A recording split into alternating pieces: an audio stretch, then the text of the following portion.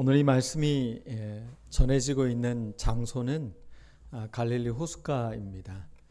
사람들은 호숫가에 전부 앉아 있고 예수님은 지금 배 위에서 설교를 하고 계십니다.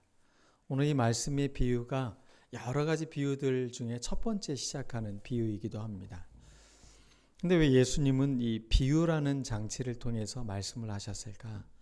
그것은 하나님의 나라의 어떤 신비, 어떤 원리들을 세상의 언어를 갖고는 잘 표현할 수 없었던 것 같아요. 우리도 유능한 사람들, 그러니까 이게 대가들에게 배울 때와 약간 대가에 아직 못 미친 분들의 이야기를 들을 때 큰 차이가 있어요. 대가들은 설명을 하는데 어렵게 설명하지 않더라고요. 누구나 다 들을 수 있는 이야기로 그 본질을 아주 잘 설명해 주는 게 대가들의 특징인 것 같아요. 근데 아직 그 대가의 반열에 이르지 못하면 점점 어려워지는 것 같아요. 제 설교가 늘 어렵다고 하는 걸 보니까 저는 아직 그 수준에 이르지 못했지만 오늘 예수님의 말씀은 그렇지 않은 것 같아요. 이 비유를 보면 굉장히 쉬운 언어입니다. 누구나 다 이해할 수 있어요. 다 그 말을 듣고 맞아 그렇지 라고 다 받아들일 수 있어요. 근데 놀라운 것은 이 쉬운 이야기가 비밀이라는 겁니다. 굉장히 언밸런스한 이야기거든요, 사실은. 비유라는 것이 어떤 장치를 갖고 있느냐?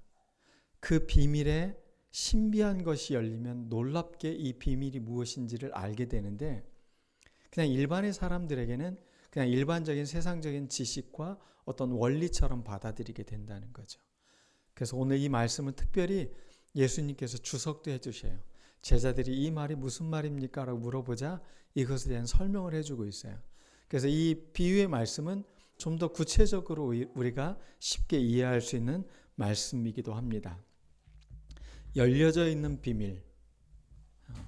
이런 말은 쉬운 이렇게 우리가 잘 이해하기 어려운 말이죠. 그것처럼 하나님 나라의 비밀은 열려 있는데 비밀이라는 겁니다. 가려져 있다는 겁니다. 어떤 사람들은 그것을 들어도 보아도 제대로 알아차리지 못한다는 거죠. 여러분에게는 이런 안목이 있습니까?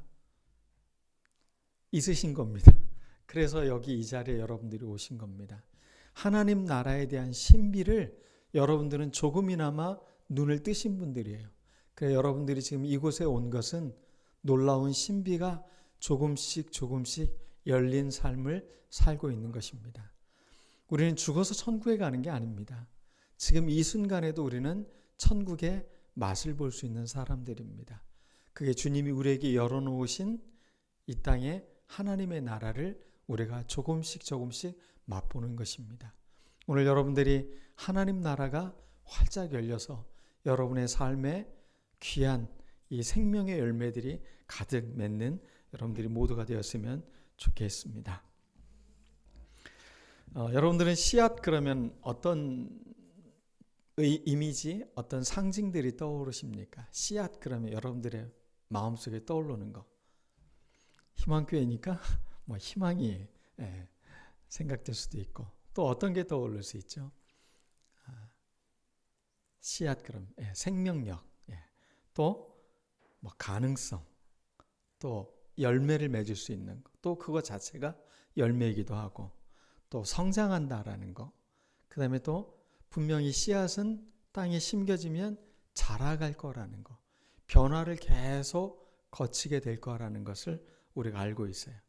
그래서 그것은 어떤 가능성이고 가능태이기도 한 게 바로 이 씨앗일 것입니다. 오늘 예수님은 이 가능성의 또 생명력의 원천인 이 씨앗을 갖고 우리가 어떻게 우리의 삶의 태도를 바꾸며 살아가는 것이 하나님 나라의 삶을 살아가는지를 알려주고 있다는 것입니다. 이스라엘에 가면 마사다라는 유적지가 있습니다. 이 로마가 이스라엘을 예루살렘을 공격하고 최후까지 이 성을 쌓고 항전을 했던 곳이 마사다 유적지예요. 그러니까 우리나라 같으면 굉장히 역사적으로 유서 깊은 장소겠죠. 마지막까지 목숨 바쳐서 싸웠던, 그러니까 로마군에게 죽느니 차라리 우리가 여기서 죽는 한이 있어도 우리는 끝까지 이곳을 지키겠다. 바로 그곳이 마사다 항전지였습니다. 그 유적지를 발굴하는데 항아리에서 종려나무 씨앗을 발견한 거예요. 그 마사다 유적지는 2000년이 넘는 유적지잖아요. 그래서 그곳에서 이 종려나무 씨앗을 발견하고 이 고고학자들이 종자연구소에도 보내고 박물관에도 보내고 그리고 이 실험실 화분에다가도 하나를 심어봤어요. 며칠이 지났는데도 아무런 반응이 없습니다. 그리고 거의 잊혀져 갈 때쯤 됐을 때 갑자기 그곳에서 싹이 나기 시작을 한 거예요. 2000년이 지났는데 그 생명의 씨앗의 생명력은 사라지지 않았어요. 하나님 나라의 씨앗이 어떤 것인가? 그것은 뿌려지기만 하면 그것이 잘 그 마음밭에서 깨달아지고 그것이 성장하면 이렇게 놀라운 변화의 생명이 우리 가운데 있다는 것을 알려주고 있는 것입니다. 오늘 예수님은 비유 말씀을 통해서 총 4개의 공간에 씨앗이 뿌려지는 것을 설명하고 있습니다. 우리가 그 당시의 농사법에 대해서 잘 알지 못하지만 동일한 모습인 거죠. 씨앗을 뿌리고 그 파종된 것을 통해서 그 열매를 얻으려고 하는 것입니다. 요즘 농사하는 사람들은 이렇게 씨앗을 뿌리지는 않는 것 같아요. 이렇게 A형 모자를 그 모양의 뒤집혀진 걸 갖고 이렇게 팍 하더니 오물이니까 그 안에다 이렇게 씨앗을 넣을 수 있게 땅이 파여지는 이런 게 있더라고요. 그래서 요즘 한국에서 농사 질 때는 이런 식으로 씨앗을 파종하지는 않지만 옛날에는 이렇게 씨앗을 파종했던 것 같습니다. 4개의 공간이 첫 번째는 길가입니다. 길가. 그러니까 사람들이 계속 왕래하는 공간이겠죠. 두 번째는 돌밭입니다. 그 다음에 세 번째는 가시밭입니다. 그 다음에 네 번째는 좋은 옥토입니다. 이 4가지의 밭에 똑같은 씨앗이 뿌려진다는 것입니다. 씨앗은 변함이 없습니다. 그 씨앗이 갖고 있는 능력은 변하지 않습니다. 하나님 나라는 우리 모든 사람에게 공이 다 뿌려진다는 겁니다. 그런데 중요한 것은 때로는 돌밭에 뿌려지는 사람도 있고 때로는 그것이 길가이기도 하고 때로는 가시덤불에 뿌려지기도 한다는 것입니다. 오늘 이 말씀을 듣고 과연 나는 하나님 나라의 이 말씀을 나는 어떻게 키워내고 있고 어떻게 성장시켜가고 있는지를 여러분들 모두가 좀 깨닫는 시간이 되었으면 좋겠습니다. 첫 번째 나오는 게 길가입니다. 길가라는 것은 늘 드러나 있습니다. 그리고 왕래가 빈번한 것입니다. 좋은 것을, 영원한 것을 우리가 이렇게 오픈시켜 놓으면 그게 사람들이 와서 또 악한 것들이 와서 그것을 어떻게 한다고요? 빼앗아 가는 것이죠. C.S. 루이스라는 사람이 쓴 스크루테이프의 편지라는 그 편지의 내용을 보면 굉장히 그 재미있는 스크루테이프 악마 이름이죠. 이 사람이 기독교인들을 막 핍박하고 또 이 워무드라는 자기 조카가 있는데 아직 초년병 악마인 거죠. 얘가 자꾸 실수를 해요. 근데 이 스크루테이프 그 워무드에게 자꾸 뭐라고 해요. 옛날에 그거 다 해봤던 거다. 좀 물어봐라. 뭐 이러면서 정확한 것을 어떻게 해야 그리스도인들이 넘어지는지를 알려주는 장면이 나와요. 그런데 그 중에 하나가 하나님의 말씀을 듣고 이 사람 마음속에 천국에 대한 이 관심과 생각들이 자꾸 싹트기 시작을 해요. 그런데 뭐 그런 걸 갖고 생각해. 너 지금 바쁘잖아. 밥 먹고 또 다음에 해야 될 일 있잖아. 빨리 그 일부터 해. 자꾸 이 사람이 뭔가를 싹 튀어내려고 하는 그 순간 악마는 자꾸 마음속에 뭘 집어넣어요? 다른 거에, 다른 생각에, 다른 분주함에 자꾸 이 사람을 불어넣어요.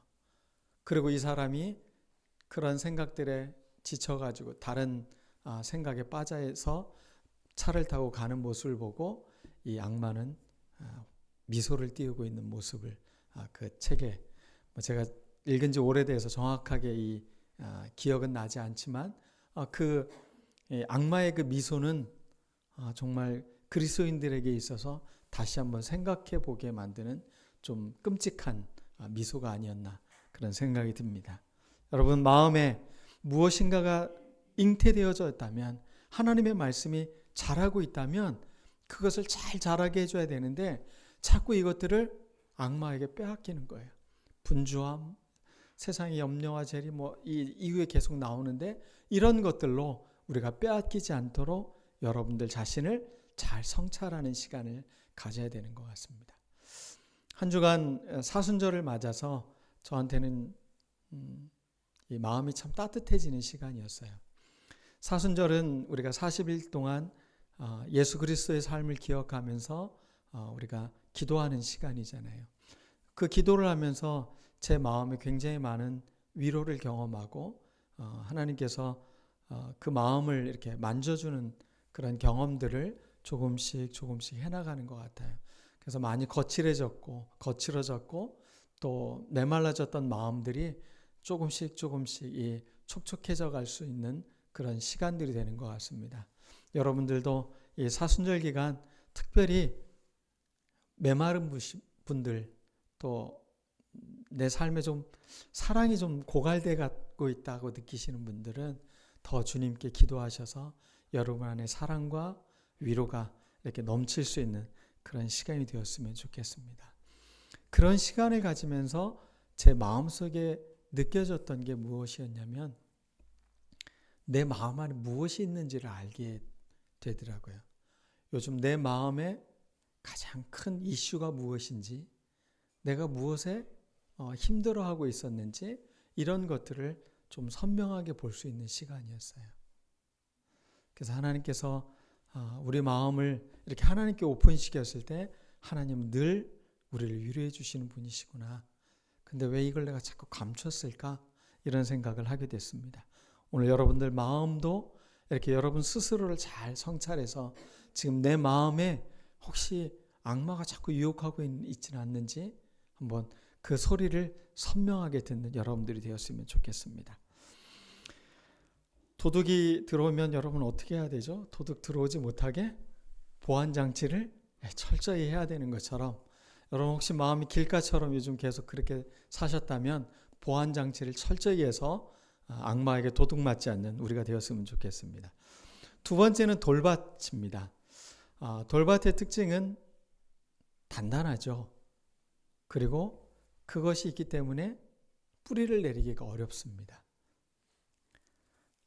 처음에는 굉장히 기쁨으로 받아들입니다. 그러니까 하나님의 말씀을 받아들였을 때 인간의 모든 반응은 기쁨인 것 같아요. 하나님의 말씀은 부담감이 아니라 사실은 굉장히 큰 기쁨으로 다가온다는 거죠. 그런데 그 기쁨이 뿌리를 내리질 못해요. 금방 그 기쁨이 사그러져 버린다는 거죠. 우리 인생을 살면서 나의 기쁨이 오래 지속되길 원치 않으십니까? 근데 그것을 빼앗기는 이유가 내 마음이 뭔가 돌짝밭 같고 뭔가를 받아들이는데 오래 그것이 자라날 수 없도록 만드는 그런 마음들이 있을 때 그렇다는 것입니다. 뿌리가 없어서 환난과 핍박에 견디는 힘이 없다라고 말하고 있습니다. 환난과 핍박, 고생이고 어려움이고 힘든 일이겠죠.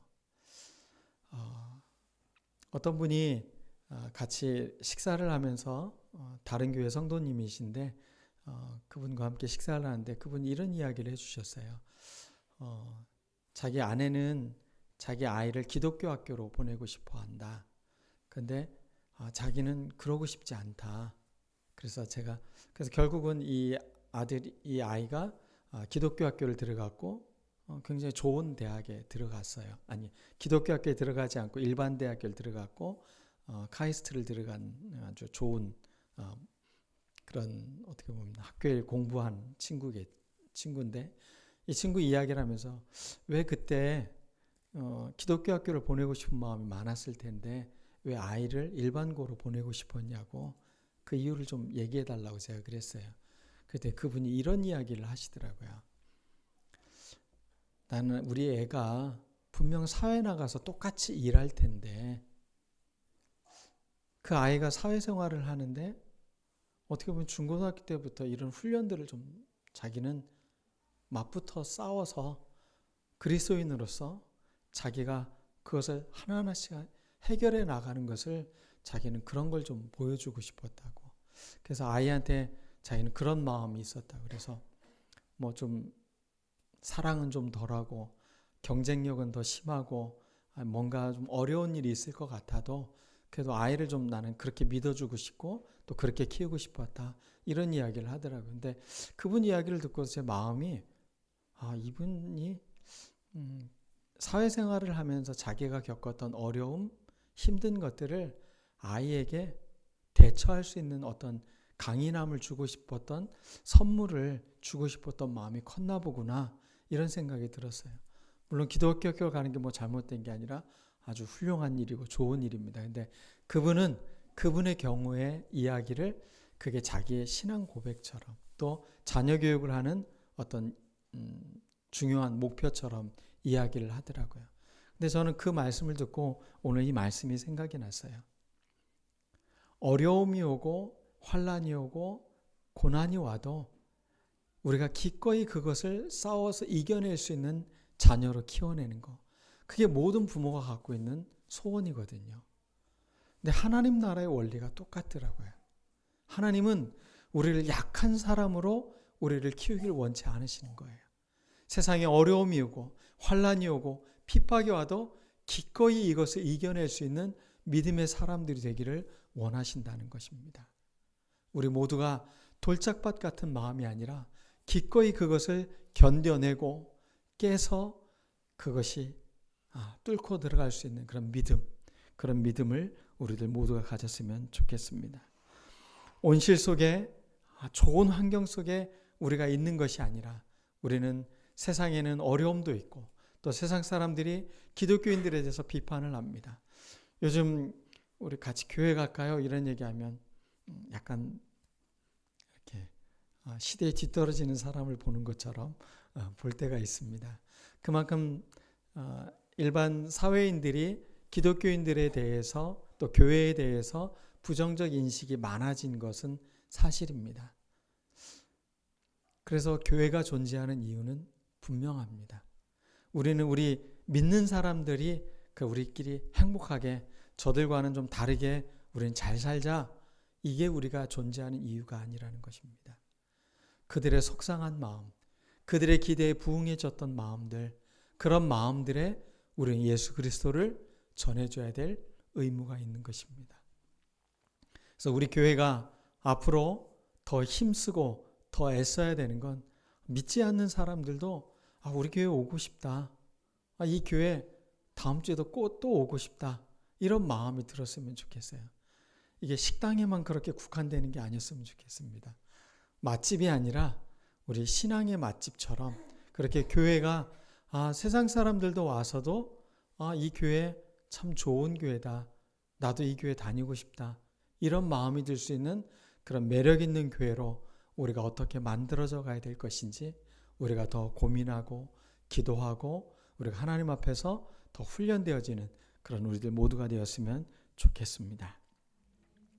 그러기 위해서 우리 이렇게 해야 됩니다. 여러분 마음이 단단해지는 이유가 뭔지 혹시 아십니까? 내 마음이 단단해지는 이유. 내 마음이 돌짝밭처럼 되는 이유. 나한테 사랑의 인풋이 없을 때 그래요. 지지가 없고 나에게 뭔가 위로해주는 이런 게 없을 때 내 마음이 거칠어져요. 그래서 교회 안에서는 진짜 이 사랑과 위로와 지지가 충만해 있어야 돼요. 그래서 사람들이 그 공간에 가 있으면 나도 모르게 뭔가 좀 따뜻해지고 나도 모를 뭔가가 좀 사랑하는 마음이 생기고 힘이 생기고 이런 마음들이 우리 안에 가득해야 되는 거죠. 교회는 사랑이 충만한 공간입니다. 하나님의 사랑이 또 그 사랑을 경험한 우리가 그 사랑을 확대해 갈 때 교회는 교회다움을 이룰 수 있는 것입니다. 그러므로 우리 서로 비판하거나 정죄하거나 사람들을 함부로 대하지 않고 지지해주고 용기를 주고 사랑해주고 격려해주고 즐거운 일이 있으면 함께 기뻐해주고 그런 우리 모두가 되었으면 좋겠습니다. 우리 희망교회 표어가 함께 울고 많이 웃고 서로 기대 같이 서는 교회. 우리 혼자가 아니라 함께 같이 살려면 웃어주고 많이 웃고 서로 이렇게 좀 힘들 때는 기댈 수도 있고 그래서 힘이 되고 그래 잘 설 수 있는 그런 우리가 되었으면 좋겠습니다. 세 번째입니다. 세 번째는 무슨 밭이라고 했죠? 가시밭이라고 했습니다. 가시밭은 이 가시의 기운이 이 생명이 자라는 것을 막는다라고 표현했습니다. 싹도 내고 성장도 하나 그것을 건강한 성장이 되지 못하도록 이 가시의 기운이 막는다고 말하고 있습니다. 그 이유를 예수님이 해석을 해줬습니다. 가시밭은 세상의 염려와 재리의 유혹 때문이다. 세상의 유혹, 재리의 유혹, 세상의 염려 이런 것들이 결국은 우리를 잘 자라지 못하게 하나님 나라 백성으로 살지 못하게 막는 이유라는 것입니다. 믿음으로 말씀을 받았고 기쁘고 기쁜 신앙생활을 하고 있는데 이런 세상적인 염려, 재리의 유혹에 우리가 근심 걱정에 빠지는 순간 우리가 기운이 막힌다는 겁니다. 잘 자라지 못하게 만드는 게 바로 그러한 원인이라고 알려주고 있는 것입니다. 하나님 나라의 백성답게 하나님이 꿈꾸는 그런 사람답게 우리가 이렇게 살아가려면 나의 인생의 주인이 누구인가를 알아야 되는 것 같아요. 내 인생의 주인이 난가? 그러면 고민을 해야 됩니다. 염려해야 됩니다. 왜냐하면 내가 그것을 다 헤쳐나가야 되니까요. 그렇지만 내 인생의 주인이 예수 그리스도라고 고백한다면 그분이 나의 삶을 함께하고 계세요. 그럼 우리에게 중요한 것은 고민이 아니라 그분과 그 대가와 우리는 상의하는 겁니다. 주님, 요즘 제가 이런 생각이 있는데 이런 바람이 있는데 어떻게 해야 됩니까? 여러분, 세상의 염려와 걱정과는 굉장히 다른 차원입니다. 내가 나의 주인이 누구인가? 예수 그리스도가 나의 주인이라면 그분이 나의 삶에 함께 동행하고 있다는 것. 이 사실을 잃지 말아야 됩니다. 그분이 여러분에게 말씀해 주시는 것을 선명히 듣는 여러분들 모두가 되었으면 좋겠습니다. 그러면 세상 염려, 재리의 유혹에서 우리가 자유로워질 수 있습니다. 인생에 이제 많이 살지는 않았지만 그래도 이만큼 사니까 하나 느끼는 게 있어요. 부모님도 다 돌아가시고 또 내 주변에 있는 분들이 한 분씩 이렇게 돌아가시는 걸 보면서 느끼는 건 세상이 참 짧구나. 그리 오랜 삶이 아니구나. 그리고 진짜 내 인생에서 내가 남기고 싶은 게 뭐지? 사람들은 나에게 뭘 기대해야 할까? 뭘 기억할까? 이런 게 자꾸 마음에 좀 더 와닿는 것 같아요. 내가 어떤 사람으로 기억될 것인가? 저 사람은 평생을 예수님과 함께 친하게 살다 간 사람이야. 저 사람은 예수님 정말 사랑한 사람이야. 자기 삶의 고민에 빠져서 살던 사람이 아니라 예수님과 친밀하게 대화를 나누며 자기의 삶을 당당하게 살아간 사람. 그게 우리 모두의 삶이었으면 좋겠다라는 그런 마음이 듭니다. 여러분, 여러분의 주인은 누구십니까? 무엇이 여러분의 삶을 이끌어갑니까? 여러분은 무엇을 남기고 싶습니까? 오늘 여러분에게 깊은 고민이 되었으면 좋겠고 오늘 이 고민이 악마가 빼앗아가지 않도록 잘 간직하고 여러분들이 잘 싹을 틔우고 이것을 통해서 여러분 삶이 훨씬 더 힘이 있고 기쁨이 넘치는 하나님 나라 백성의 삶이 되기를 원합니다. 이제 마지막입니다. 네 번째입니다. 좋은 땅입니다. 이렇게 표현하고 있습니다. 말씀을 듣고 깨닫는 자다. 말씀을 듣고 깨닫는다는 겁니다. 그래서 그런지 들을 귀 있는 자는 들을지어다 라고 말하는 것 같아요. 말씀을 들었으면 그게 깨달음으로 와야 돼요. 깨달음이라는 건 빛이 나는 겁니다. 뭔가 삶에 새로운 힘이 생기는 것입니다. 하나님의 말씀이 그냥 좋은 이야기를 들었구나, 이것은 의미가 없습니다. 말씀을 듣고 은혜 받았습니다 라는 의미보다는 그 말씀이 나의 삶에 부담이 됩니다. 그리고 이제 내가 이 말씀대로 살아봐야겠습니다. 저는 이게 훨씬 더 수준 높은 신앙 고백이라고 생각을 합니다. 좋은 땅에 뿌려지는 씨앗, 여러분 모두가 좋은 땅이 되기를 원합니다. 아멘. 깨달음은 하고 이렇게 감탄사를 연발하는 게 아닙니다. 그것이 싹을 내는 과정입니다. 그리고 튼튼해져가는 성장의 과정을 경험하는 것입니다. 이걸 다른 표현으로 하면 믿음의 근력이 생기는 겁니다. 강해지는 겁니다. 저희 집 화분을 교회에다 갖다 놨더니 잎사귀를 다 떨어뜨리더라고요. 아파트라는 그 따뜻한 환경에서 자라다가 얘가 온도 차이가 나는 곳에 갖다 놨더니 잎을 막 다 떨어뜨리는 거예요. 지금 겨울이 왔나 봐 이러면서 얘가 아주 당황을 하고 있더라고요. 물론 죽지는 않았습니다. 자기가 강하게 살아나기 위해서 버릴 건 버리더라고요. 그리고 몇 개의 잎만 지금 자라고 있어요. 좀 신기하기도 했고 그것을 바라보면서 좋은 땅이라는 게 무엇일까? 좋은 마음밭이라는 게 무엇일까? 내가 버려야 될 것들은 버리고 그 어떠한 환경이 주어져도 강인하게 내가 살아야겠다라는 그 하나님의 말씀대로 살겠다라는 그 결단, 그게 우리의 삶에 있는 거라는 생각이 들었습니다.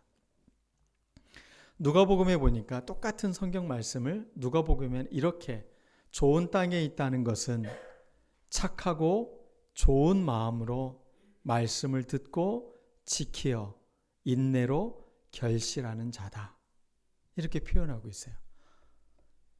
좋은 땅에 있다는 것은 착하다는 겁니다. 좋은 마음으로 듣는다는 겁니다. 마음이 불편하면 아무리 좋은 이야기도 잘 들리지가 않아요.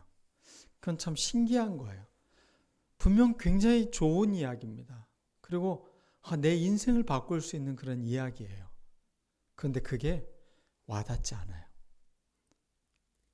우리가 착하고 좋은 마음으로 듣는 연습을 해야 돼요.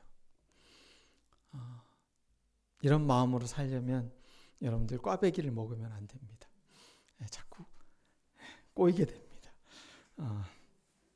착하고 좋은 마음으로 말씀 듣는 훈련, 이 훈련을 우리가 계속 지속해야 되고 여러분들의 마음을 또 이렇게 잘 관리해야 되고 다독여주고 여러분을 들여다볼 수 있어야 됩니다. 그리고 사람과 사람의 관계 속에 우리가 살고 있잖아요. 그래서 주변에 있는 가족들이 이 따뜻한 말들을 놓지 말아야 돼요. 야, 내가 너 믿는다. 여보, 내가 당신을 믿어요. 힘내요. 참 수고했어요. 고마워요. 어떻게 보면 가장 가까이 있는 사람이 줄 수 있는 힘이 그런 거 아닐까요? 우리 옆 사람에게 한번 그렇게 인사를 했으면 좋겠습니다. 고맙습니다. 당신 덕분입니다.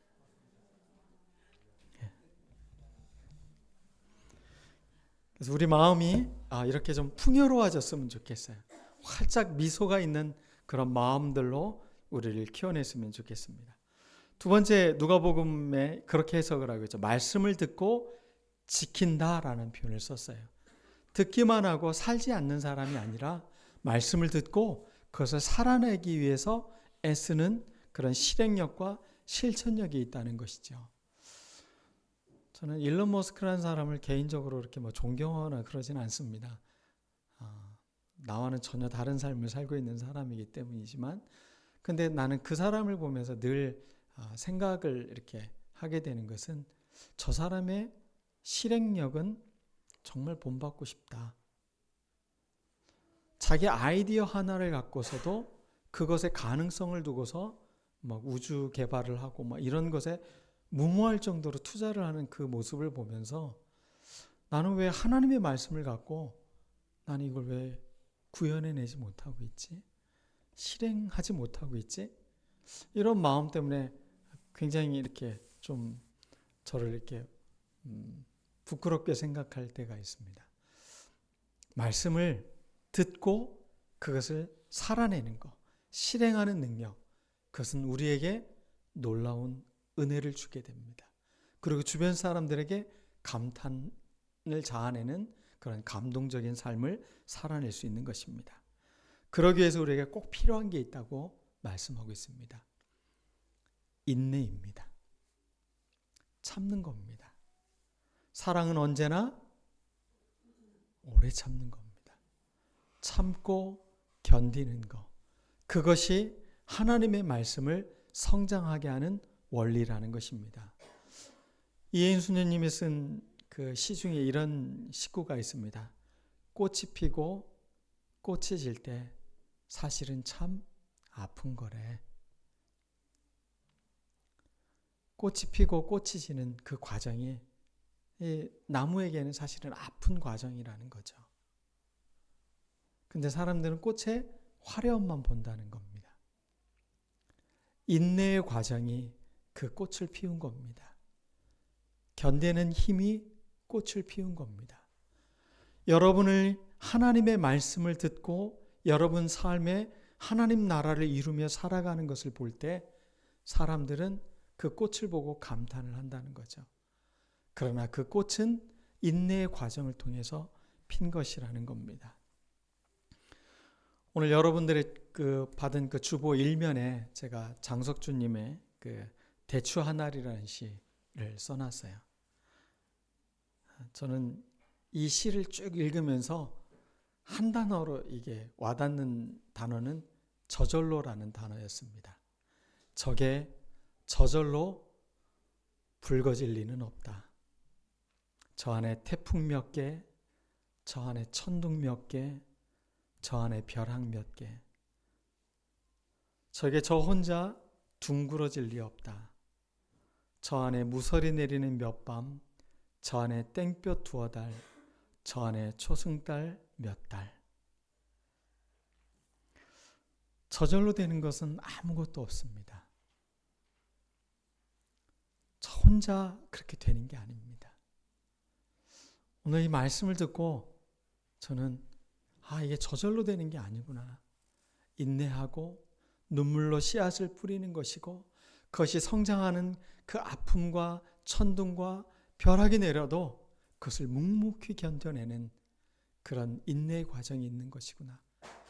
우리가 하나님 나라 백성으로 이 땅을 살아가는데 이 인내를 잃어버리면 안 된다는 겁니다. 너무 쉽게 포기하지 마십시오. 지금 내 삶에 뭔가가 실패했다고 해도 저는 그게 실패가 아니라고 느낍니다.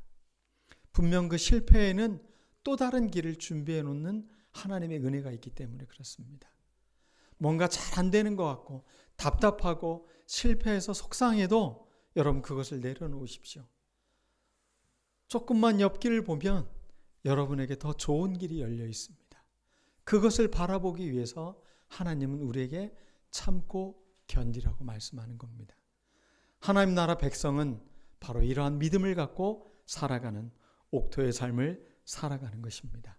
오늘 말씀이 여러분들의 삶에 하나님 나라 백성으로서 하나님 나라는 구약의 그 히브리 민족들이 많이 사용하는 표현이었습니다. 그 하나님 나라라는 게 무엇인가? 그것은 영어 성경에는 Kingdom of God이죠. 하나님의 왕국이라는 것입니다. 킹이 다스리는 영역을 표현하는 겁니다. 이게 어떤 장소나 국한되어져 있는 나라 영토가 아닌 거예요. 왕이 지배하는 그곳이 바로 왕국인 거예요. 하나님 나라인 것이에요. 하나님 나라는 하나님이 통치하는 것이 하나님 나라가 되는 거예요. 그러면 이 순간도 내 삶도 하나님의 나라가 될 수 있는 것이죠. 하나님이 내 삶을 다스리고 있어요. 나를 지켜주시고 나를 보호해 주셔요. 나는 그분의 백성답게 나의 삶을 살아내는 겁니다. 그러면 우리 안에 하나님 나라를 우리는 맛볼 수 있는 것입니다. 온전한 하나님 나라는 아직 오지 않았지만 그 하나님 나라는 우리가 매 순간마다 맛을 볼 수가 있다는 것입니다. 천국 백성, 하나님 나라의 백성다웁게 우리 살아갔으면 좋겠습니다. 오늘 우리 같이 기도하겠습니다. 하나님, 내 안에 하나님 나라가 이루어지기를 원합니다. 매 순간 맛보기를 원합니다. 세상의 염려, 걱정 이런 것에 매여 있는 사람이 아니라 인내로 하나님의 말씀을 싹 틔우고 열매를 맺는 그런 은혜의 경험을 매 순간 해나갈 수 있는 하나님 나라 백성이 되게 해달라고 우리 다 같이 기도하겠습니다.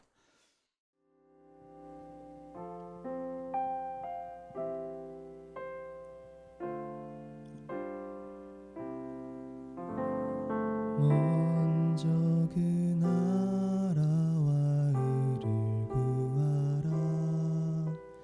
그 나라와 그를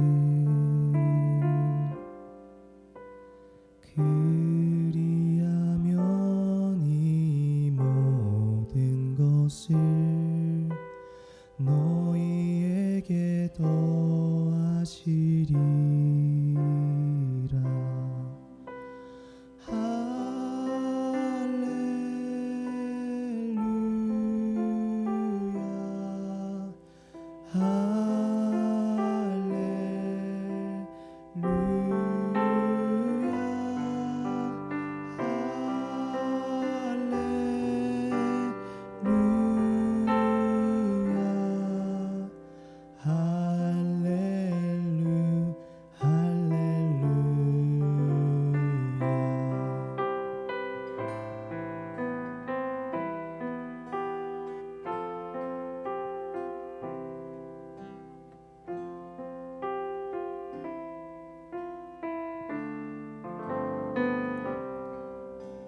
사람이 떡으로만 살 것 아니요 하나님 말씀으로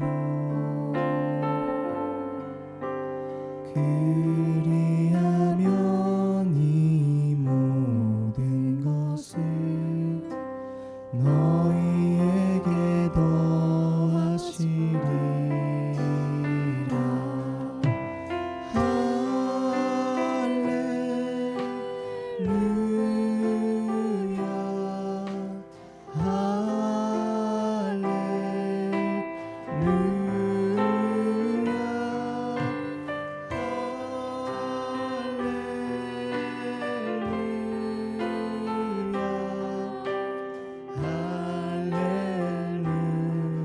계속해서 고백합니다.